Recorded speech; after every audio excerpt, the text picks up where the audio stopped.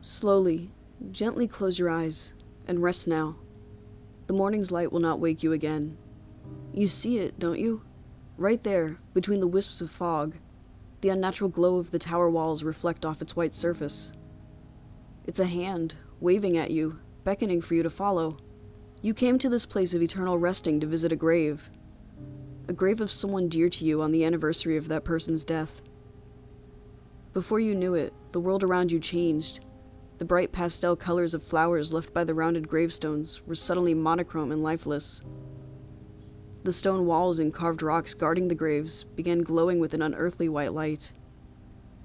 You should have seen your face. My, you have many questions. Who am I? Where am I?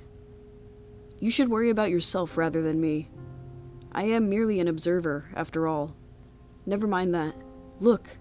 Behind you, the shadows of the departed creep towards you, dark arms grabbing for your soul. See their eyes, how they shine with an empty glow? They think that by taking you away, they will be able to return to life. A pointless sentiment it is. One of the shadows is about to touch the sleeve of your shirt. Shivers of pure fear pass through your body, turning your blood to ice. The static of the dark creature makes your hair stand up. So what will you do now? I see you glancing timidly at the white hand. It might be trying to help you, you know. Well, now don't trip over your own feet by running after it. It appears to be a patient creature. Observe how it glides backwards at a steady, slow pace, still waving, still beckoning. It knows the shadows are unable to keep up with a walking pace, so it leads you on through the maze of gravestones. You whimper slightly as you watch shadows pulling themselves from their earthly resting ground. The white hand continues on, unfazed by the apparitions. It stops and points you to the stairs that spirals up to the higher floors. You crane your neck, eyes searching for the next floor, but the darkness and churning gray fog prevents you from knowing how far up the stairs climb. The only way to find out is to go up them and see for yourself. Watch your step. The stairs are crumbling around the edges, and there is no rail to catch you. You look back down from the first couple stairs. The white hand is already gone. It vanished into the fog while you weren't watching. It's not too late to turn back. You may have overlooked the exit. I can see the frantic thoughts in your mind. You must find it odd that it wanted you going up where the chance of escape is lower. Compared to the other creatures in this tower, it's the only one that doesn't completely terrify you, though. I see you've made the decision to go up. I believe this to be the wisest choice at this minute. The shadows have made their way to the staircase, arms extended and fingers grasping the air. As you climb up the stairs, the dark creatures fade out of sight in the fog that has been thickening the higher you travel. The floor is no longer visible as well. I can see that this makes you slightly relieved. Are you afraid of heights? A break. Yes, you have been walking up these stairs for quite a long time. Your legs are shaking, but from fear or exhaustion? You can't tell either, can you? The shadows have already caught up to you. They're stepping clumsily up the stairs, some falling off when another bumps them. You've been sitting for far too long. Those tears streaming from your eyes have not helped you at all. They only serve to sting your eyes and blind you from the danger coming. Trembling, you rise to your feet and continue on. You must be wondering when you will reach the top floor of the tower, or if there even is one. You remember that it always takes a while to climb these stairs, but it feels like you've been climbing forever. A singing voice is echoing from above you. The words are too muddled to understand, so you push on, now a little faster at the hope of seeing another human. Higher and higher you climb, the gray fog dancing in your wake. Do you hear it?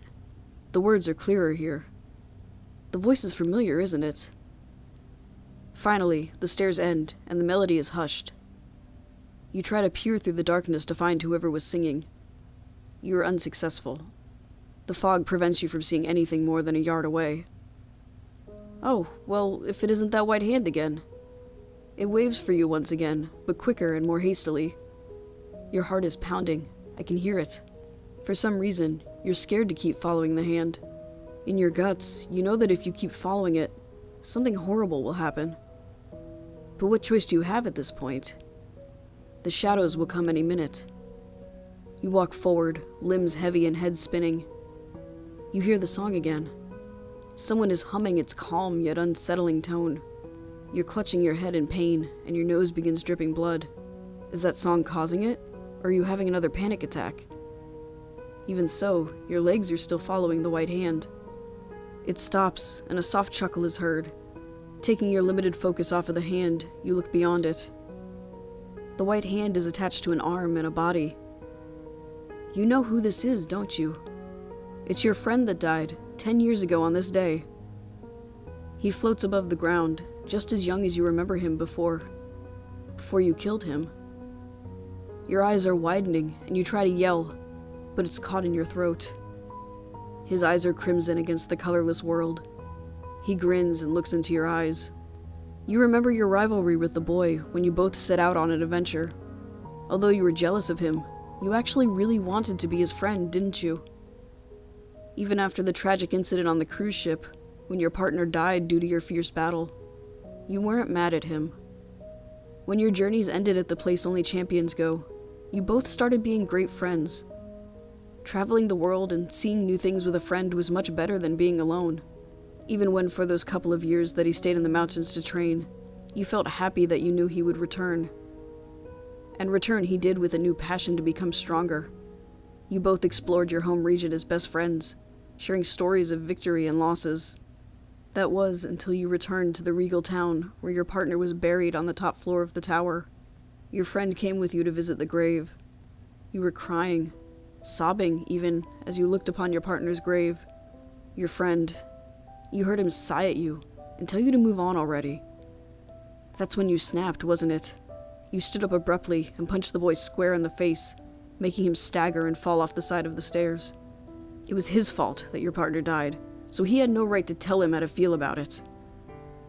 When the rage left your sight, you realized what you did.